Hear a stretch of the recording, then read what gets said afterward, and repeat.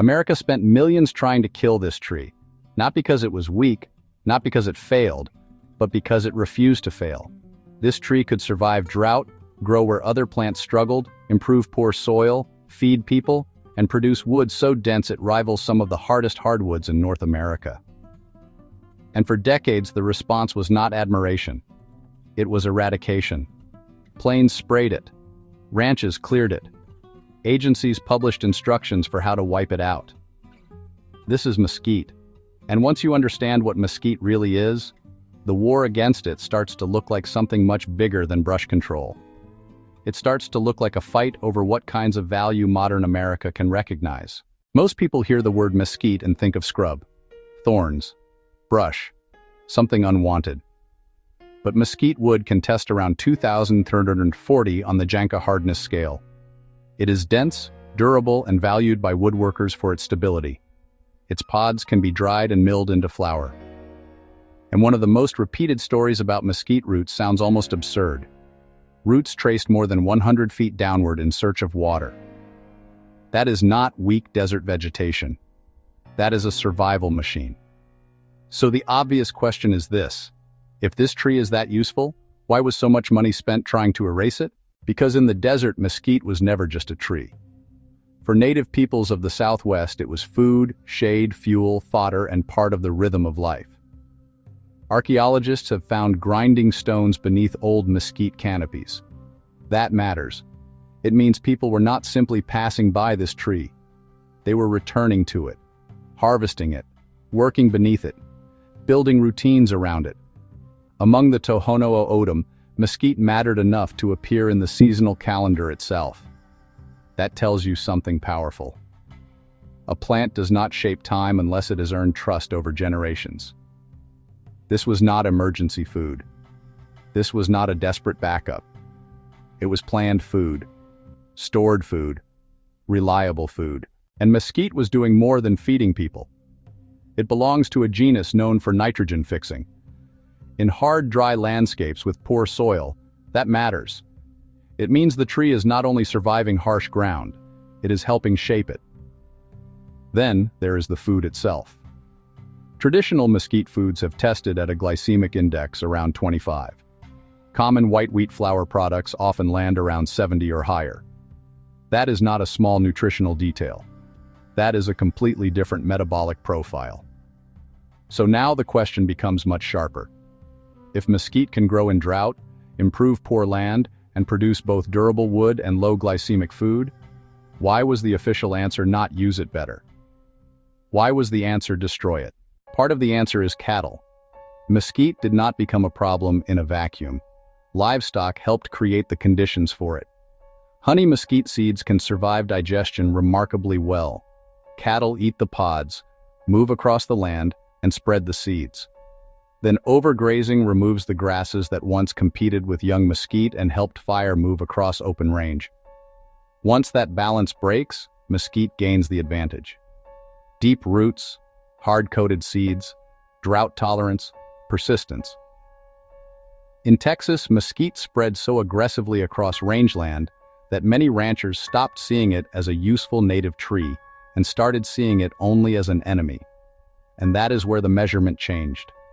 Mesquite stopped being judged by what it could provide and started being judged only by what it interfered with. By the 20th century, the fight against mesquite had become organized.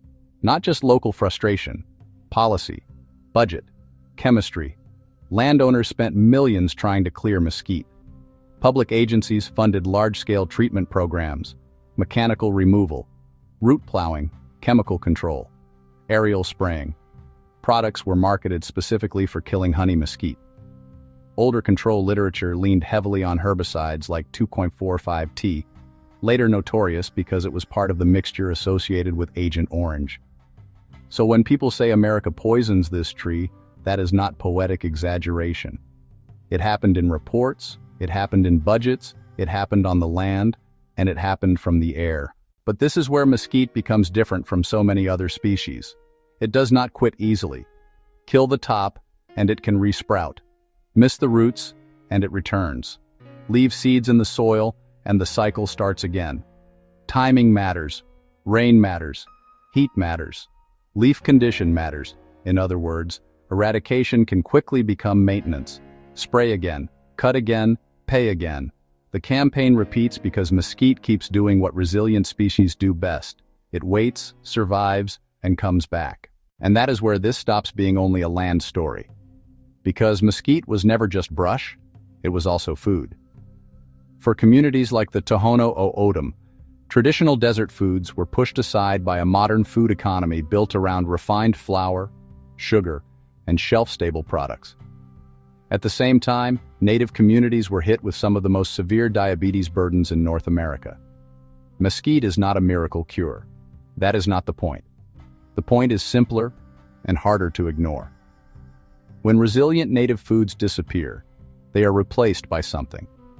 And sometimes what replaces them is worse for the body, worse for the culture, and worse for long-term survival.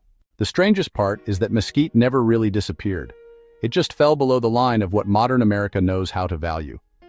In places like Tucson, community groups have spent years milling mesquite pods into flour. Traditional foods continue to be prepared, taught, and served. Researchers and small-scale producers have kept pushing mesquite back towards serious use. That matters, because it means mesquite is not just a romantic symbol from the past. It is still here, still edible, still workable, still useful. And it is still teaching the same lesson it always did. The desert was never empty, and this tree was never worthless. So why does America poison this tree? Because mesquite breaks the story modern systems prefer. The story that food must come from annual fields. That value means grazing value alone. That dry land is barren unless industry saves it. That useful plants are the ones markets already understand. Mesquite says otherwise. It grows where rain fails. It feeds where fields struggle. It improves poor soil. It produces shade, nectar, fodder, fuel, hardwood, and flour from the same ecology. To one system, that made it a pest. To another, older system, it made it infrastructure. That is the real conflict. Not simply tree versus rancher, but one definition of value fighting another. Mesquite was here before the spray rigs, before the bulletins, before the budgets, before the grocery aisle. It outlived drought, it outlived policy, and it may outlive the campaign against it for one simple reason. It knows how to do what fragile systems cannot. Wait, root deep, and return. What do you think? Is mesquite a pest, or one of the most misunderstood trees in America? Leave a comment below and tell me your view.